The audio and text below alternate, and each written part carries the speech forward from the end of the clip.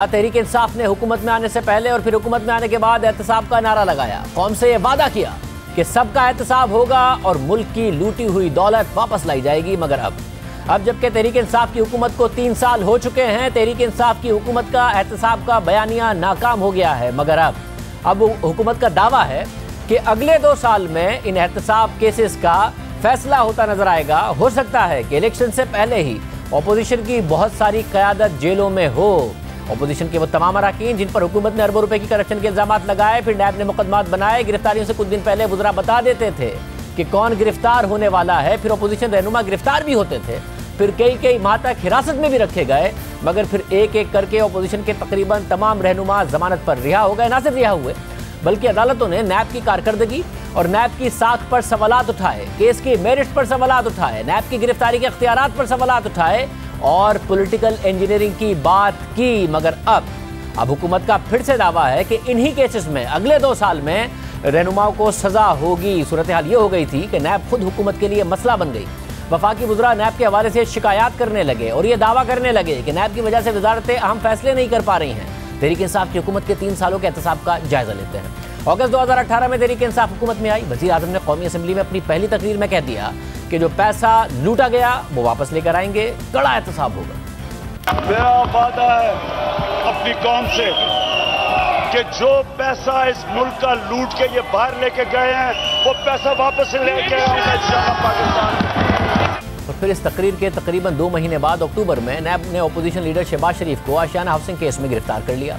शहबाज शरीफ गिरफ्तार हुए तो उसके बाद वज़ीर आज़म इमरान खान ने 7 अक्टूबर 2018 को कहा कि अगर नैब उनके मातहत होती तो वो अपोजिशन के 50 रहनुमाओं को गिरफ्तार करते हैं। साथ ही ये भी बताया कि जो शहबाज शरीफ के लिए आवाज़ उठा रहे हैं अभी उनका नाम भी आने वाला है।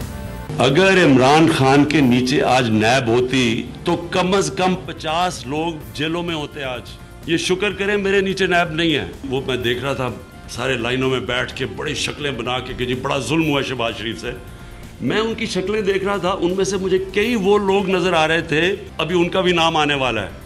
और मुझे लग रहा था वो इसलिए ऊंची शहबाज शरीफ के लिए नहीं बोल रहे थे कि उनको कोई शहबाज शरीफ किसे बहुत प्यार है या उनको लगता है कि ये बेकसूर है। वो डरे हुए उनकी बारी आने वाली है और इनकी बारी आएगी।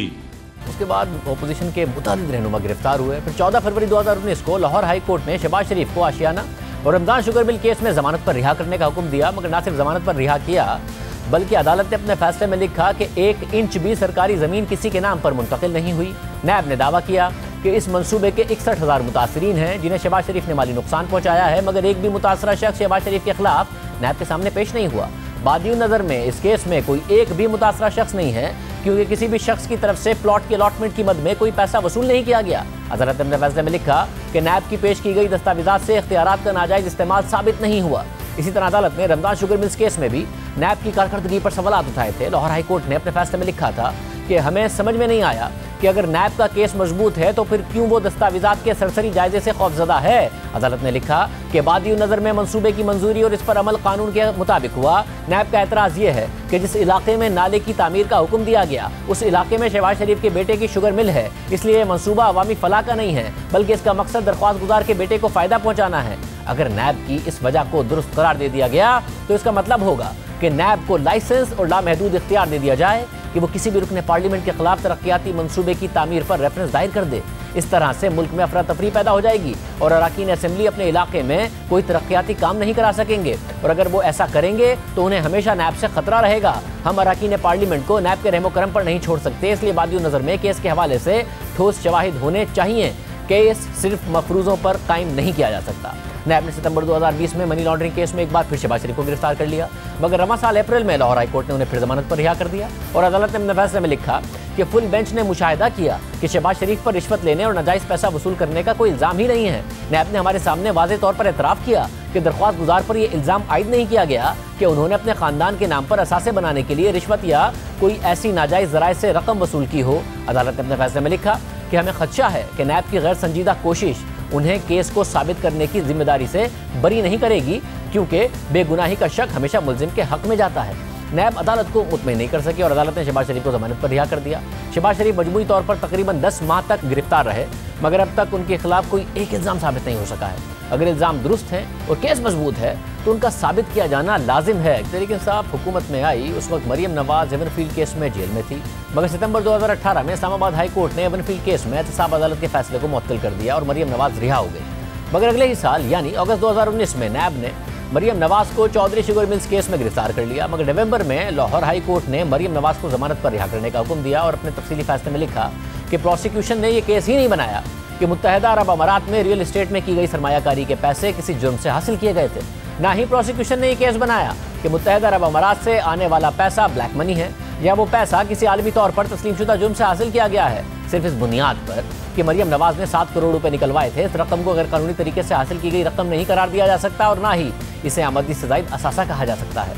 बादी नज़र में इस रकम का जरिया सरकारी रिकॉर्ड में गैर मुल्की सरमायाकारी लिखा हुआ है। किसी गुनाहगार की जमानत का इजाला उसकी सज़ा के जरिए हो सकता है, मगर किसी बेगुनाह को कैद में रखने का कोई इजाला नहीं हो सकता। मरियम नवाज भी 3 माह तक गिरफ्तार रहीं और अब उन्हें रिहा हुए भी 2 साल होने वाले हैं, मगर उनके खिलाफ मनी लॉन्ड्रिंग और आमदनी से ज़ायद असासों का इल्ज़ाम साबित अभी तक नहीं किया जा सका है।